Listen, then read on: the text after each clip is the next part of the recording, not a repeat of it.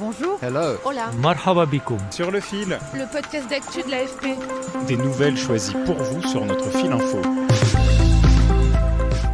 Depuis la mi-novembre, en solidarité avec les Palestiniens de la bande de Gaza, des rebelles houthis du Yémen attaquent des navires commerciaux et militaires qui transitent par le détroit de Bab el-Mandeb en mer Rouge. Une tactique dont l'impact est immense puisque ce détroit est le point de passage habituel de tous les navires circulant entre l'Asie et l'Europe. Par précaution, de nombreuses compagnies de fret maritime ont abandonné cette route. Elles font le tour du continent africain. C'est beaucoup plus long, ce qui fait flamber les prix du transport et désorganise les chaînes d'approvisionnement dans l'industrie automobile par exemple. Une situation qui pèse sur l'économie mondiale. L'inquiétude est d'autant plus grande que les ripostes des États-Unis notamment font craindre une escalade militaire régionale. Pour en parler, j'ai appelé mes collègues de l'AFP, Sahar Al-Attar à Dubaï et Ali Bektaoui qui suit l'actualité économique mondiale. Sur le fil.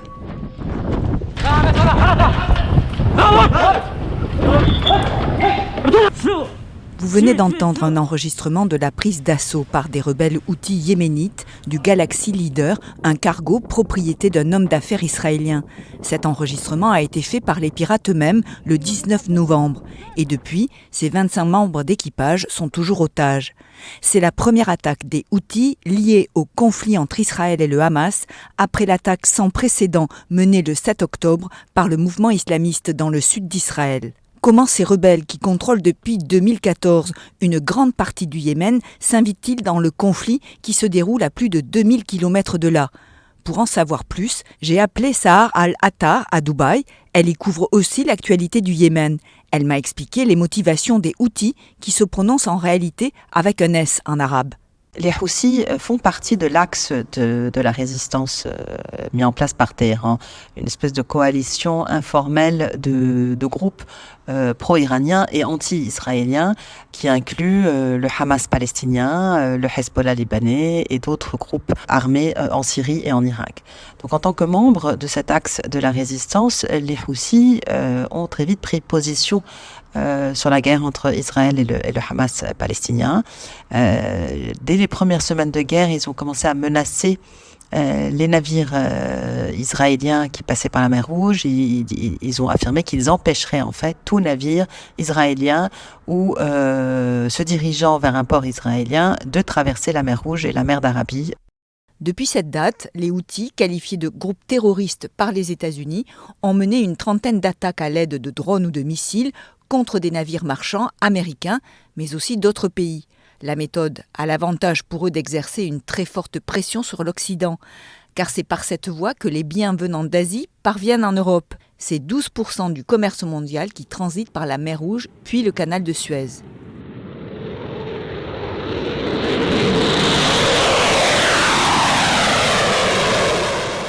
Pour les contrer, les États-Unis ont mis en place une coalition maritime d'une vingtaine de pays, dont la Grande-Bretagne, le Canada, l'Italie ou la France, même si Paris privilégie la diplomatie pour faire baisser la tension.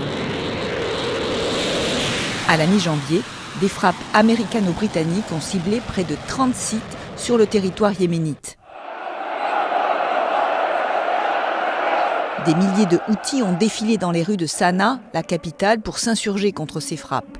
Et les attaques des rebelles se poursuivent.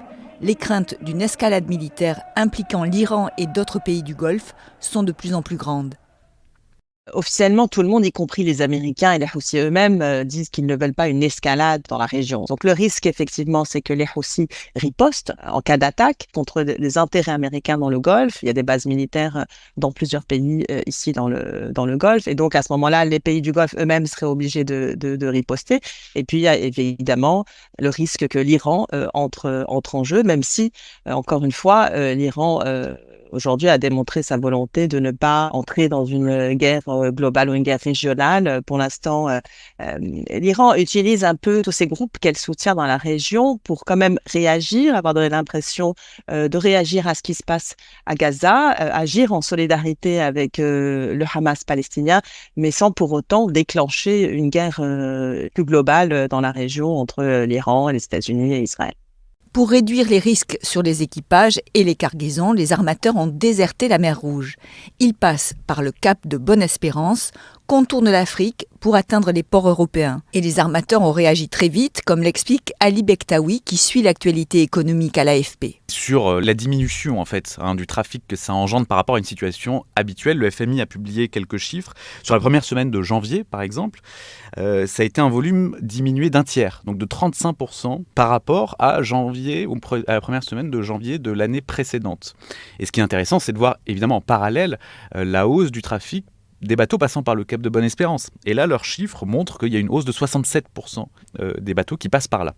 Vraiment, la hausse et la baisse de chaque côté est assez impressionnante. Contourner l'Afrique, c'est long et coûteux. 6000 km à parcourir en plus, 10 à 15 jours de navigation supplémentaires, donc du carburant pour les navires, des salaires supplémentaires que les armateurs ont immédiatement répercutés sur leurs clients. On estime que le surcoût, rien que pour le carburant, est d'environ 20%. Idem pour les assurances des armateurs. Mais selon Ali, ce qui est encore plus pénalisant, c'est le retard des livraisons qui impacte déjà les chaînes de production en Europe. Aujourd'hui, il y a des entreprises qui connaissent des difficultés sur leur chaîne de production. Déjà, il y a eu Tesla, il y a eu dans son usine allemande, il y a eu Volvo dans une usine européenne aussi, qui ont annoncé qu'ils allaient couper leur production en fait, parce que les produits qui servent à fabriquer les voitures n'arrivent pas suffisamment vite à cause des retards pris par ces bateaux. Il y a eu Ikea aussi qui a annoncé qu'ils allaient avoir des retards dans leur production. Donc voilà, on commence à avoir certaines annonces. Et on peut s'attendre, si ça se poursuit, à avoir d'autres entreprises qui vont faire des annonces similaires et in fine des hausses de prix, comme ce qu'on a pu connaître pendant la pandémie. Et puis les prix de l'énergie devraient aussi être affectés par les tensions en mer Rouge. D'ordinaire, 12% du pétrole mondial transporté par voie maritime et 8% du gaz naturel liquéfié prennent la route du canal de Suez.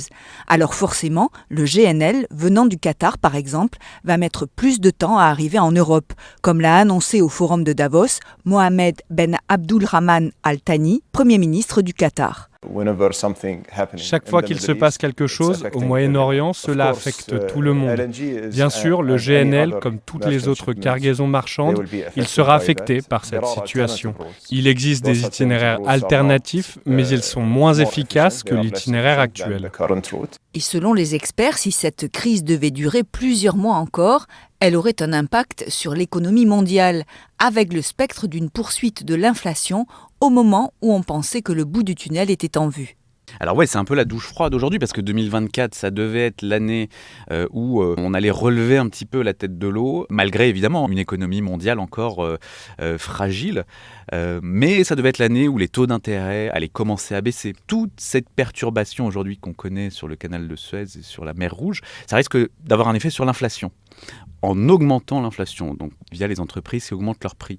Il y a un cabinet qui a essayé de chiffrer ça, Oxford Economics, qui dit si ça dure, à la fin de l'année, on risque de se retrouver avec une inflation supérieure de 0,7 points à l'échelle mondiale. Ça a l'air de pas être énorme, mais en réalité, c'est beaucoup.